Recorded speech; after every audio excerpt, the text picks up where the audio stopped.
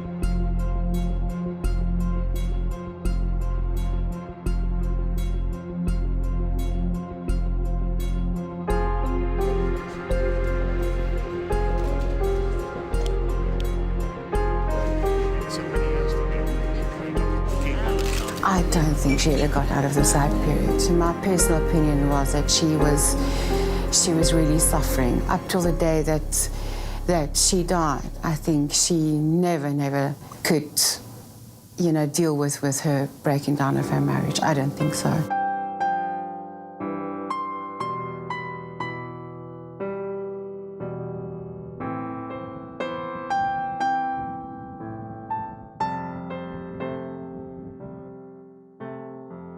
She had the strength of most Afrikaans-speaking women. People who can bear a lot and who can carry on and just get up again in spite of hardships. But she was stronger than most of us. And then she was humiliated and hurt, and she felt she did not deserve what happened.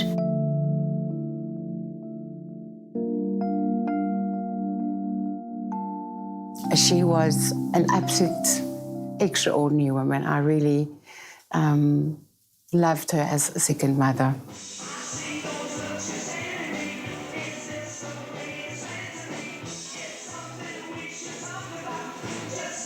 She just wanted to disappear into the sunset. She didn't want to be in the public face. She didn't want to be a newspaper headline anymore. I think eventually the sense of loss was unbearable. What really sent cold shivers down my spine is she said, "I will die alone in loneliness." And it happened. That was like a terrible prophecy.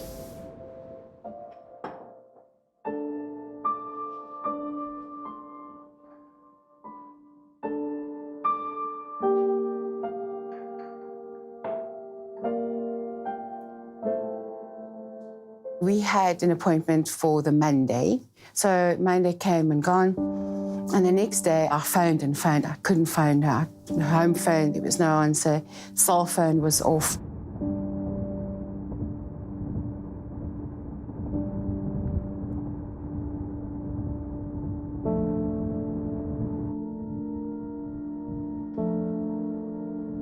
So I got there and the security said to me that everybody has been looking for her. So I turned away. On my way back home, it was as if she was in the car with me. She said, "Yolanda, you gotta go back." So I made a U-turn and went back and I said to the security, I need to get in. I need to go and see if her car's parked in the basement because I can't understand this. It's definitely out of her nature. So they let me in, and as I went and looked in the basement, there was her car. And at that moment, I just knew that there was something wrong. I called the security and we tried her door and everything. It was closed, it was locked. And then I remembered that she had broken her wrist, and she was saying to me that she had difficulty opening some of her sliding doors and locking it. And so she sometimes left it open. And I said to the security guy, I need to get onto the balcony and just try one of these sliding doors. I don't know which one she could have left open. And then we got onto the balcony, and then when we went into her room, she was lying in her room, you know, and she was already dead by that time.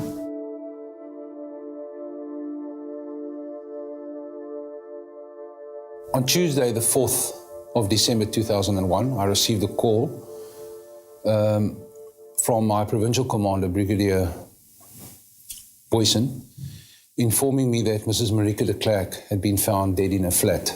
I think the whole Dolphin Beach heard me screaming because, you know, I just knew that, you know, she's dead. The information was still a bit scant, but I was instructed to go and establish that no foul play had taken place. At first sign, nothing appeared to be out of place. She was lying on her right-hand side, and there was no, at first glance, obviously signs of foul play. But during the course of our examination, we turned her over onto her side.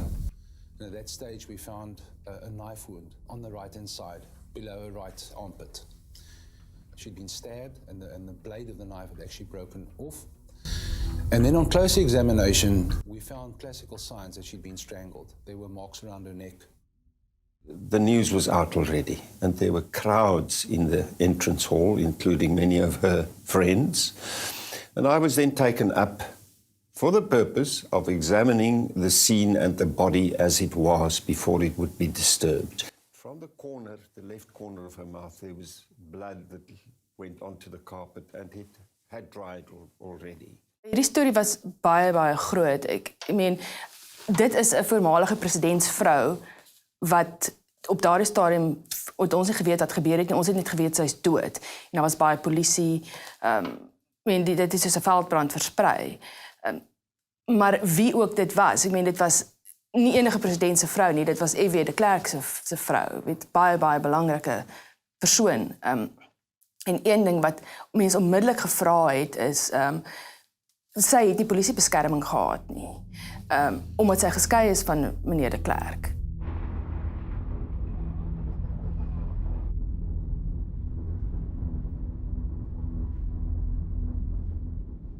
First of all, there were lots of bruises on her neck, which made one realize and suspect that she was throttled. And then we examined the trachea, which is the windpipe, and the larynx, which is the voice box. So both upper horns of the larynx were broken. So that proves that she was throttled with considerable force, that all four of those bones were broken.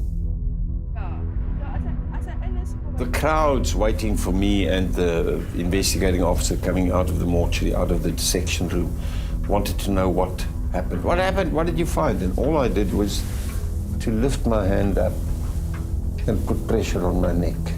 I didn't say anything further. That was enough for people to know what happened.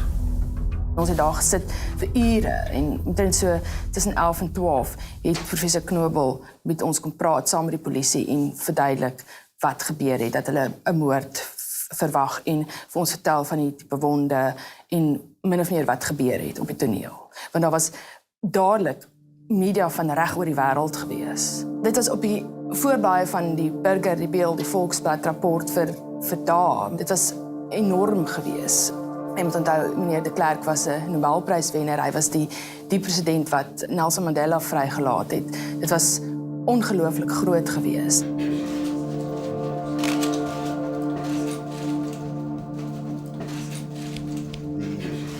Thousands of messages. It is my sincere hope that this dastardly deed will once again act as a wake-up call to all of us in South Africa, that we must bring crime. We must get a grip on the crime situation. We are being, as a country, damaged by every murder. No one murder is more serious than the other.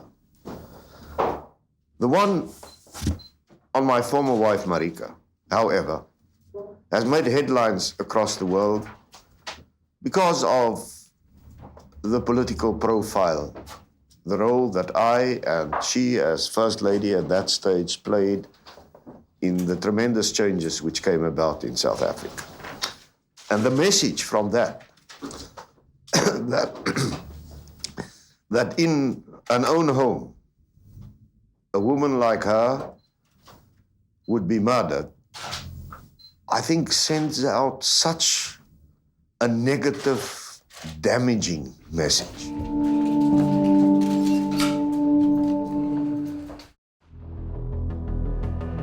With a case like this, you start near the center or at the crime scene and then work out.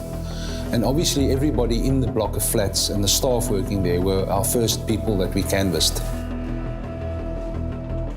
All the security guards on duty that night were put under the spotlight. From there, things started to develop. We obviously also had some other electronic aids at our disposal. For instance, her telephone records, her fax machine, things like that we obviously had examined by experts. And we were able to establish that on the night, the Sunday night of the 2nd of December, she'd sent a fax to somebody in Holland at about 11 o'clock in the evening, 2300 hours. So we knew that she was still alive at that point in time. Sy was in haar slaapklere, sy was reg om te gaan slaap op 'n Sondag aand en sy stuur hierdie faks aan 'n vriendin in Nederland wat borskanker het. Sy moes kort daarna omgedraai het in haar slaapkamer en hier is 'n aanvaller in haar huis.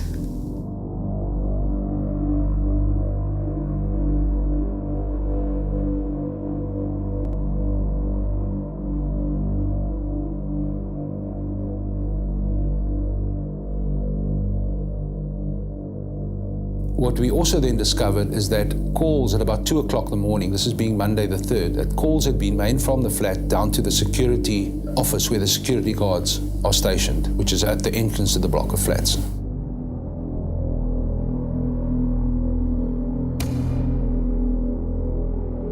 Obviously, this gave direction to the investigation because we established that an off-duty security guard, Luyanda Mboniswa, had actually visited the premises at 2 o'clock on the Monday morning of the 3rd of December. He was not on duty at the time, and apparently he'd gone to the reception area where he tried to borrow a car from one of the receptionists on duty. We later established during the course of the investigation that the accused had actually phoned down and chit-chatted to his colleagues in the security control room to fish out if any of the guards were on patrol. The guards that are stationed there not only man the entrance, but they are on foot patrol on a 24-hour basis, which proved that the security was reasonably tight. Hy het haar selfoon gebruik om na sy werk toe te bel daardie maandagoggend om te sê hy kom nie werk nie. En toe het hy weer haar selfoon gebruik met sy SIM-kaart en hulle kon dit opspoor. En hy het ook 'n horlosie gevat, 'n horlosie van R38.000 het hy gevat en 2 flitsligte en klein flitsliggies wat meneer de Klerk kon uitken en haar horlosie. En onmiddellik het Mike Barkhuizen die selfoonrekords gaan nakyk. When we visited the headquarters of the security firm, their record keeping was very complete, and they'd actually made an occurrence book at about 5 o'clock in the morning of Monday the 3rd, and the timing of the call made from the stolen cell phone with that occurrence book entry coincided. So at that stage we knew we had our man.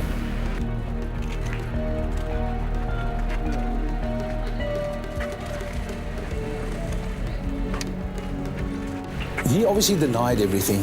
He repeated his story that he'd come to the beach with some friends that afternoon and he'd fallen asleep on the beach, and gave an innocent explanation as to why he'd actually visited the apartment complex while off duty at 2 o'clock that morning. We knew that stuff had been stolen, so we obviously went to search his residence. We also found out who his girlfriend was, and we questioned her. At first she denied everything, But at a later stage, she made a detailed statement, and actually she was a very good witness. She later testified in the trial. And her evidence was that she had woken up in the early hours of Monday the 3rd, and she'd found him in the room with the light on, counting money. He'd also given some goods to her to hide away. And one of the items that had been given to her was a very unique wristwatch made by Baumann Mercier in Switzerland. Iets interessant van daai horlosie is 'n baie besonderse horlosie wat R38.000 gekos het in 1990. En toevallig daai dag, toe hy die horlosie sien in die besit van Luanda Mboni's was 'n meisie, het ons 'n foto van Marike de Klerk in die koerant gepubliseer waar sy daai horlosie dra. Sy hou haar klein kind vas en jy kan die horlosie sien. En hy sien die horlosie en hy kry die horlosie en hy ruik ook aan die horlosie en hy ruik, maar die horlosie ruik na vroue parfuum van jare se dra, want jy spuit mos jou parfuum in jou polse. En hy sien die horlosie en hy besef, dit is Marike se horlosie, dit moet haar horlosie wees.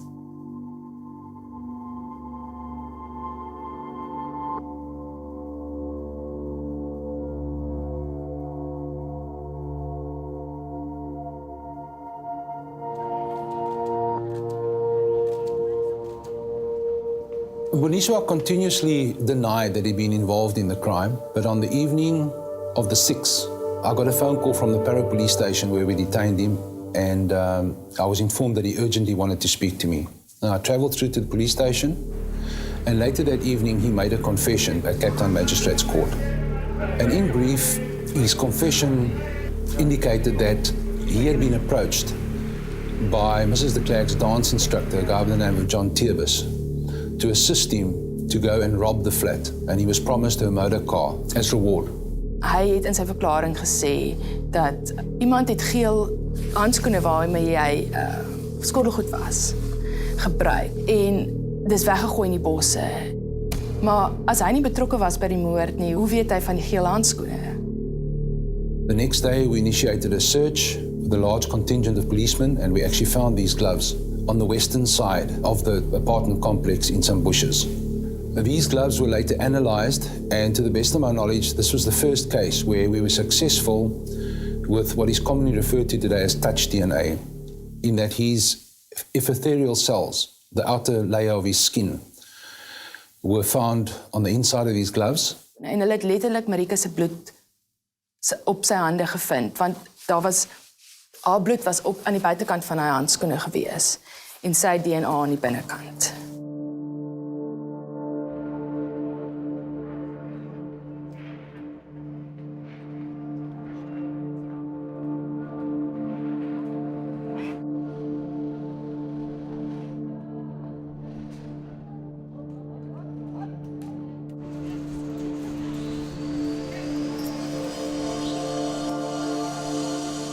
Ons het baie die vraag gevra of sy moontlik verkragt is en wel hulle het nie bevestig of ontken nie. En die eerste dag met die begin van die Hooggeregshofsaak het advokaat Tessa Jenis, wat die staatsanklaer is, die ekstra klagte van verkrachting bygevoeg, wat 'n groot verrassing was. En dit het gekom nadat die internasionale kenner op seksuele misdrywe, Dr. Lona Martin, na die foto's gekyk het wat geneem is tydens die lijkskouing en gesê dit is moontlik dat sy verkragt is. I called Dr. Lorna Martin, who is now the professor, and who has specialized on injuries to women and sexual injuries. And she saw what I saw. She also didn't find any sperm or reports of that. And she may have felt more strongly. But in court, she also said, she agrees with me, we cannot exclude it. And then it's for the court to decide whether they've got enough evidence to find him guilty of rape. I'm not in a position to argue with medical experts, but my opinion at the scene that there be no sexual molestation. It would appear that she had confronted somebody in the flat, and while she was trying to run away, this person had stabbed her and then later silenced her by strangling her. The position of the body and the condition of her clothing in my opinion, did not point to the fact that she had been molested sexually in any way. This charge never succeeded and he was acquitted.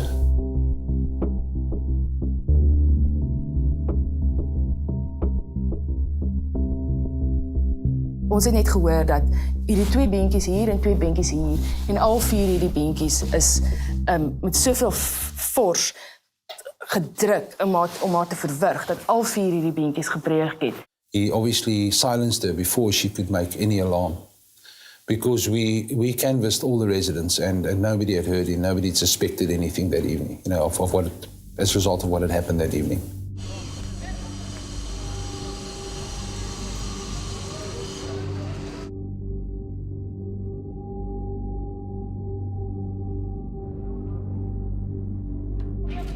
Hy's klein en kort, fyn gebou, jonk.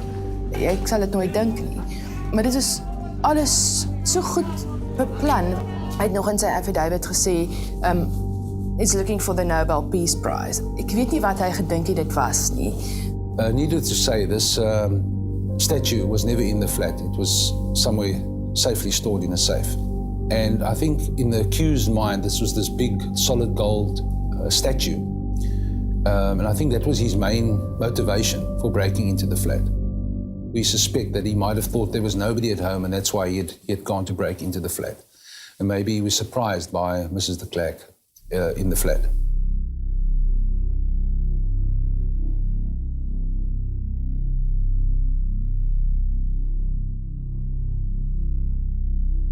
He was very stupid. If you look to the fact that he was only 21 years old when he committed this crime. He was 22 when he was convicted and he was sentenced to life imprisonment. He basically threw his whole life away.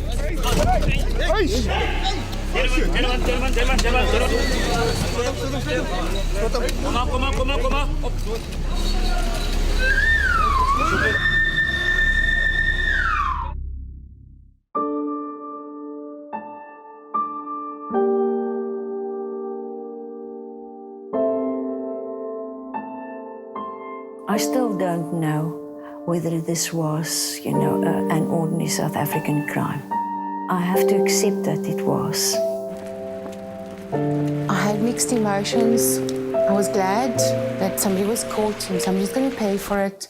But I have my other feelings and my other, opinions about it as well.